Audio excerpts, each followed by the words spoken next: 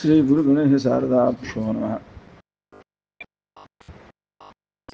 7వ తారీఖు రాత్రి 9:53 గ్రహణం, చంద్రగ్రహణం ప్రారంభమవుతోంది. ఇది కుంభరాశిలో పూర్వభాద్ర నక్షత్రంలో రాహుగ్రస్త చంద్రగ్రహణంగా ఉంది. 11:32 తర్వాత మోక్షం ప్రారంభమవుతుంది. అంటే మధ్యకాలం అన్నమాట. అది పూర్తిగా విడుపు 1:27 మొత్తం ఆద్యంత పుణ్యకాలం 3:10. ఇది చంద్రగ్రహణం కాబట్టి ద్వితీయామంలో రాత్రి ప్రారంభమవుతోంది. కాబట్టి ముందు 3 జాములు విడిచిపెట్టాలి. కాబట్టి చంద్రగ్రహేతు యామాం స్త్రీన్ బాలవృద్ధాతురాన్ వినా మధ్యాహ్నం 12:15 లోపులోనే నిత్య భోజన ఆబ్దికాదులన్నీ కూడా పూర్తి చేసుకోవాలి. శక్తి లేనివారు, పిల్లలు, వృద్ధులు, వ్యాధితులు, గర్భిణులు వీళ్ళు గ్రహణ ఆరంభ సమయానికి 4:30 గంటల ముందు, అంటే ఒక యామం దాంట్లో సగం, అంటే సాయంకాలం 4:45 లోపల ఆహారం తీసుకోవచ్చు. శక్తి గల వాళ్ళు రాత్రి గ్రహణ ముక్తి అనంతరం కూడా ఆహారం తీసుకోకపోవడం ఉండడం మంచిది. శక్తి లేని వాళ్ళు ఆ సమయంలో ఆహారం తీసుకోవచ్చు, కానీ అప్పుడు వండుకుని తినాలి. ఎందుకంటే గ్రహణానికి ముందు వండిన పదార్థాలు ఏమీ పనికిరావు. ఊరగాయలు, పాలు, నెయ్యి మొదలైనవి కూడా దర్భలతో కప్పి ఉంచాలి అంటారు. ఎందుకంటే దర్భలు ఆ కాంతి కిరణాలను నిరోధించే శక్తి కలిగినవిగా గుర్తించారు. ఆచారంలో ఎలా వచ్చిందంటే ఓ దర్భపుల్ల దాంట్లో వేస్తూ ఉండడం, కానీ అలా వేసినప్పుడు ఈ కాంతి కిరణాలను ఎలా నిరోధిస్తాయి? అందుకని పైన కప్పి ఉంచడం మంచిది. అలాగే ఓవర్ హెడ్ ట్యాంక్ మీద కూడా దర్భలు కప్పుకోవలసిన దుస్థితి. ఎందుకంటే మామూలుగా గ్రహణ సమయంలో నీళ్ళన్నీ పారపోసేసి కొత్తగా నీళ్లు పట్టుకోవాలి. ఇంట్లో బోరింగ్ ఉన్నట్లయితే అప్పుడు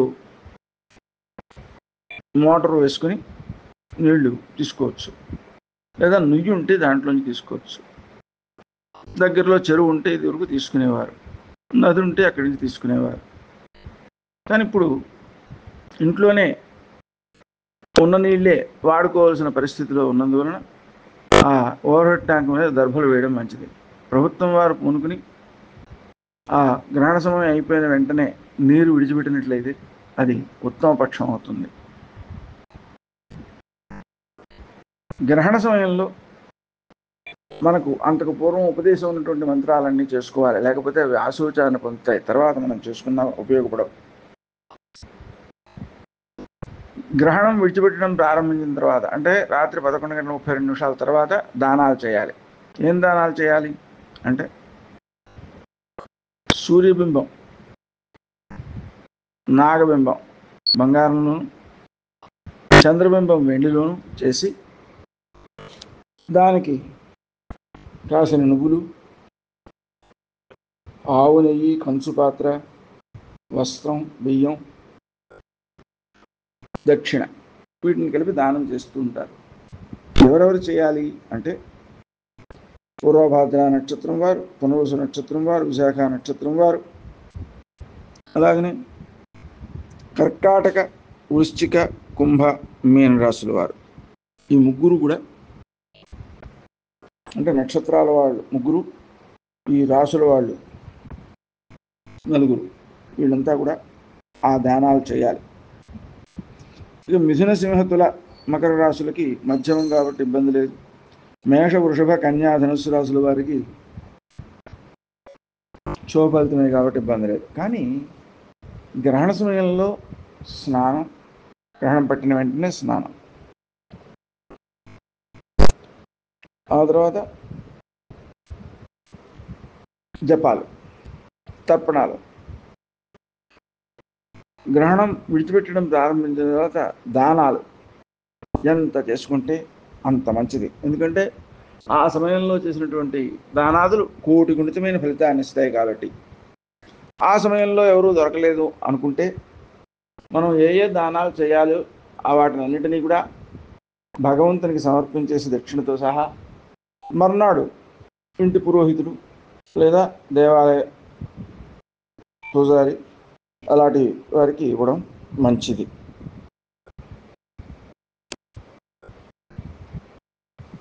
ఇక గ్రహణ సమయంలో కూడా మనం మడి వస్త్రాలు ధరించాలి. జపం చేసుకోవడానికి మడి వస్త్రాలు ఎలా ధరించాలి అంటే గ్రహణానికి ముందే ఆ వస్త్రానికి దర్భ ముడివేసి ఆరేసుకుని స్నానం చేసిన తర్వాత ఆ పొడిబట్టలు కట్టుకుని చేయాలన్నమాట. గ్రహణం ప్రారంభమైన వెంటనే సతీల స్నానం చేయాలి. అలాగే తర్పణాలకు కావాల్సినటువంటి తెలలు, దర్భలు, పుస్తకాలు అన్నీ కూడా సిద్ధంగా పెట్టుకోవాలి. ఎందుకంటే వాటిని ముట్టుకోవడం మంచిది కాదు. ఈ సమయం వృధా కాకుండా గాయత్రి మొదలైనటువంటి జపాలు చేసుకోవాలి. మంత్రాన్ని ఉపదేశం పొందడానికి కూడా ఈ సమయం మంచిదే.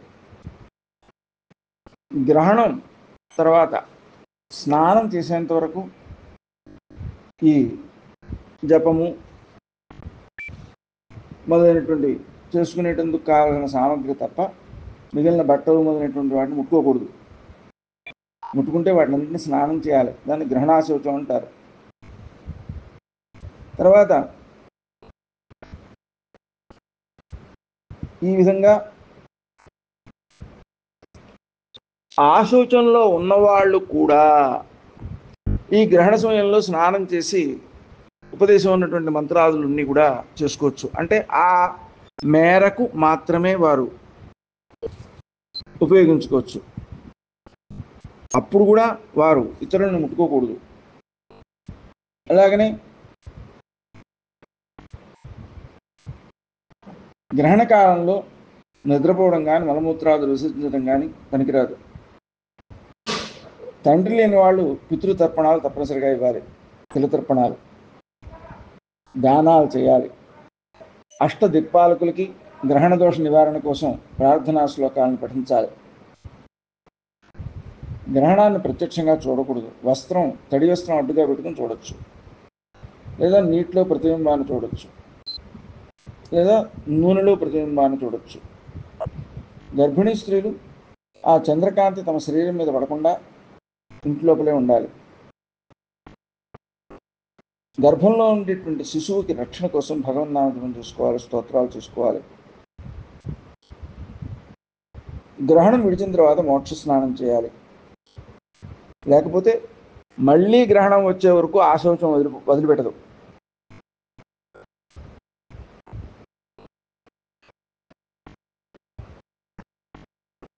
గ్రహణ ప్రారంభంలో సంకల్పం చేసి స్నానం చేయాలి. గ్రహణ సమయంలో తర్పణాలు చేయాలి, జపాలు చేసుకోవాలి. గ్రహణం విడిచిపెట్టడం ప్రారంభించిన తర్వాత దానాలు చేయాలి. గ్రహణం అయిపోయిన తర్వాత శుద్ధి స్నానం చేయాలి. ప్రధానంగా సంకల్పం చెప్పుకునేటప్పుడు తమకు అభ్యాసంలో ఉండేటువంటి విధానాన్ని అవలంబించడం మంచిదే.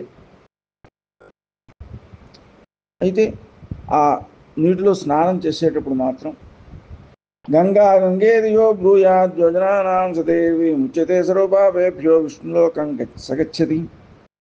గంగే జమునే చైవ గోదావరి సరస్వతి నర్మదే సింధు కావేరి జలేస్మిన్ సన్నిధిం కురు. అతిక్రూర మహాకాయ కల్పాంతదహనోపమ భైరవాయ నమస్తుభ్యం అనుజ్ఞాం దాతుమర్హసి అని మంత్రాలు చదువుకుంటూ స్నానం చేయాలి. ఈ గ్రహణ నక్షత్రాలు అలాగే అధమ ఫలితాలను ఇచ్చేటువంటి రాసుల వారు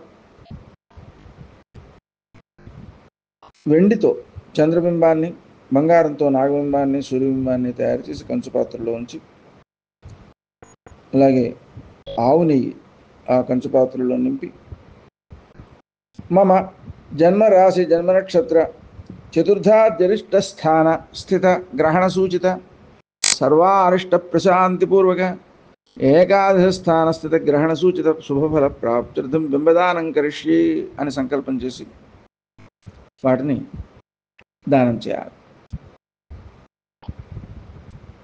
ఇంద్రోణులో దండధరశ్చ రక్ష ప్రాచేతసో వాయుకుబేర శర్వా మజ్జన్మరుక్షే మమరాశి సంస్థే చంద్రోపరాగం సమయంతు సర్వే. ఈ మంత్రాన్ని ఒక కాగితం మీద రాసుకొని గ్రహణ సమయంలో నుదుట కట్టుకోవాలి. అలాగే గ్రహణ శాంతి కోసం ఎవరెవరికైతే దోషాలు ఉన్నాయో వాళ్ళు తప్పనిసరిగా ఈ స్తోత్రాలు చదువుకోవాలి. యోసౌ వజ్రధరో దేవ ఆదిత్యానాం ప్రభుర్మతః. వీటిని వినడం కూడా సరిపోతుంది, వినొచ్చు, మంచిదే.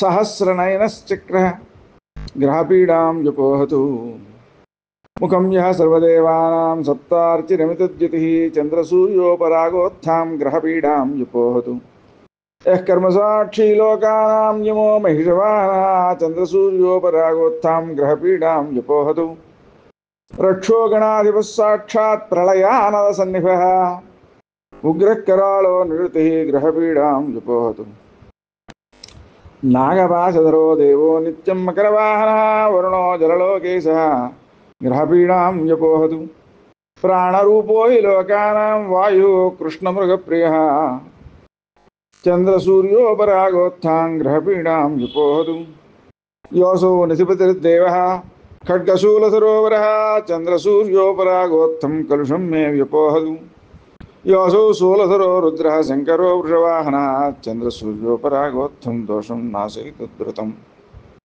అలా చేసుకుని తర్వాత తమోమే మహాభీమ సోమసూర్య విమర్దన హేమతారా ప్రదానేన మమ శాంతి ప్రదో భవ విధంతు నమస్తుభ్యం సింహికానందనాచ్యుత దానేనానేన నాగస్య రక్షమాం వేదజాత్ భయాత్ అనే మంత్రాలు జపించి ఇదం సౌవర్ణం రాహుబింబం నాగం సౌవర్ణం రవిబింబం రాజతం చంద్రబింబం చ ఘృతపూర్ణ కాంస్యపాత్రే సహితం